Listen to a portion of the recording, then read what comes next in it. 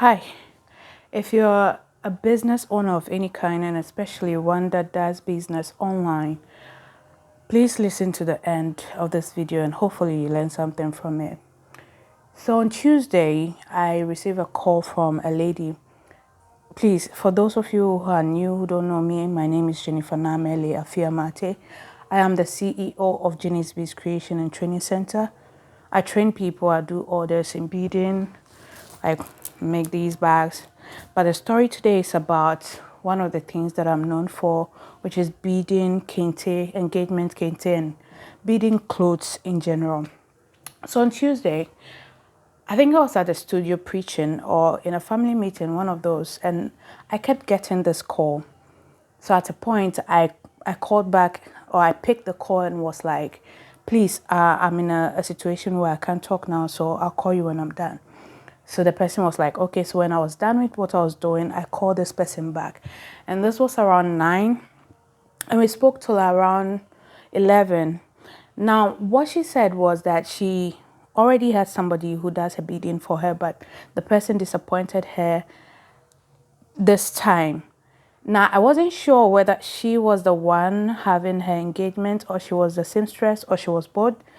But the feeling I got was that she had some sewing and she had somebody who does the beading for her, but the person disappointed her. So she needed somebody who would bead on a kente outfit for her. Now she sent me 2 outfits and one was too short for me to do because the work was much and the time frame she was giving me was very little. So the second one, she had a bit more time, which was 2 days. And this is a work that we could do within 1 week if we're going to be relaxed and do it at our own pace. It should take at least 1 week because that's what I usually give my clients. So she gave me this to work on within 2 days. That was on Wednesday. She brought the cloth. She told me that it will be delivered early in the morning, but it came around 2. And then I usually take half deposit before any work starts. And she was very draggy with sending the deposit. I was like, if I don't get any deposit, I am not starting the work. So she sent me the deposit. Now let's assume this work cost, let's say 500 Ghana cedis. I'm in Ghana. I don't know where you're watching from, but I'm in Ghana. So let's take, for example, the cloth or the beading on this cloth costs like 500 cedis or $500, however you understand it.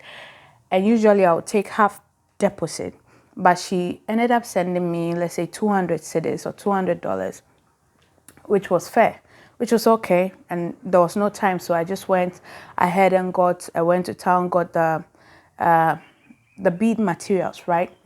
Now, because of the time frame, which was very short, I had to close my shop for 2 days. I closed my shop for 2 days, and all the students that I trained within that time, which was Thursday and Friday, I had to let them come home. I even made 2 of my apprentices come sleep over to work with me to get this thing done on time.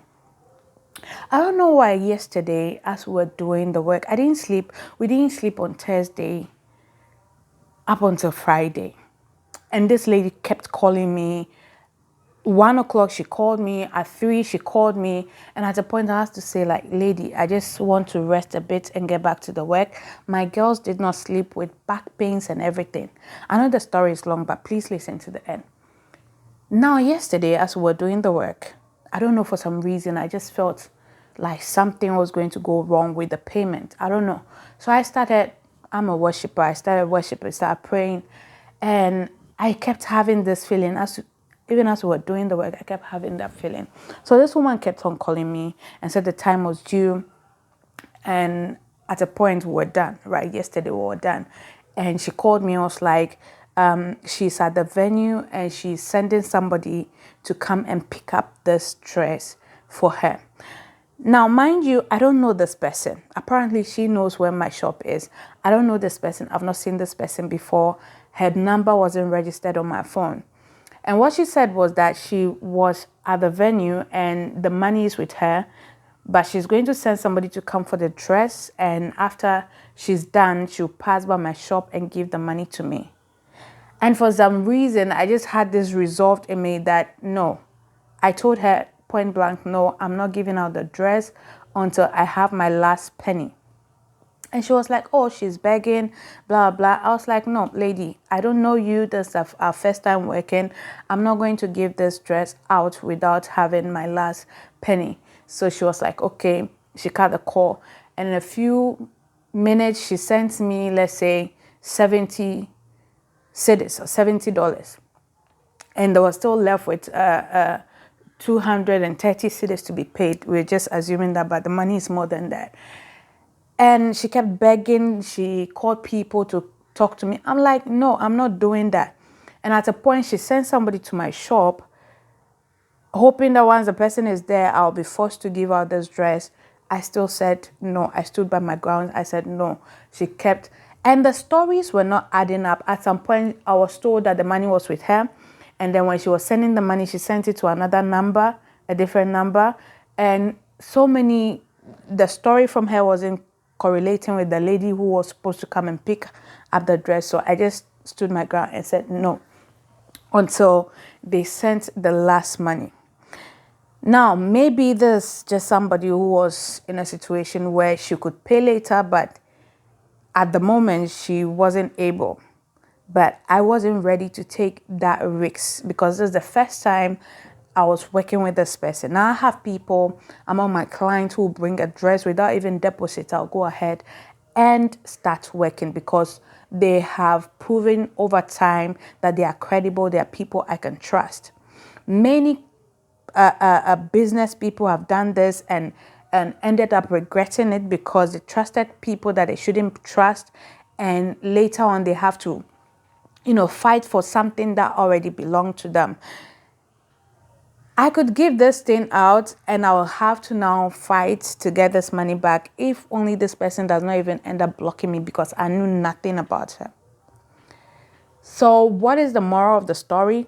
Always take a deposit, and until your last money is paid, do not give your work out. Unless it's somebody that you already know, you can trust, and you go ahead. But do not do something that you will later regret. Have discernment. This is purely discernment.